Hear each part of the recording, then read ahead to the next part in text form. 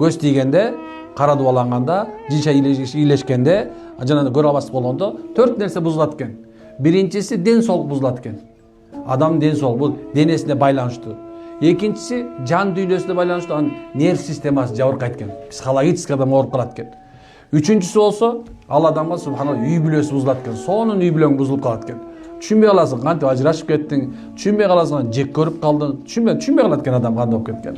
Анан төртүнчүсү болсо, эмнекен ишиң жүрүшпөй калат экен. Машалла. Эми ошонун дарысы бар экен. Бул дарысы ушул эки, сиз менен биздин мусулманчылыгыбыз негизинде. Исламыбыз буга дары негизи. Муну алдын алып койгон. Бул нерсе дарысы бар. 5 маал намаз бул дары. Жылына бир орзоң дары. Ажы умраң бул дары. Сен Аллага болгон түз ишенимиң бул сенин дарың. Аллага шек келтирип, ширк келтирбей жүрсөң, бул нерсе кол сала албайт экен.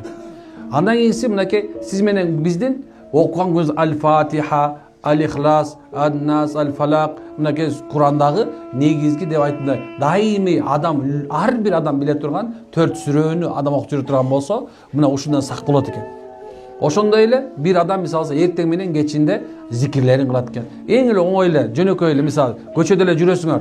Кээ бирлериңер жөн эле кечке телефон отурушу мүмкүн. Жоксо уй кайтарып жүрөсүң, кой кайтарып жүрөсүң, жылкыда жүрөсүң. Эмнекен? Ла илаха иллаллах. Ла илаха иллаллах. Кээ бирде пойлада жалгыз болсоң, ла илаха иллаллах деп катуу кыйкырып коюшуң керек экен. Карасаң, ушул нерсе дагы жүрөгүңө ыйманды алып келет экен дагы.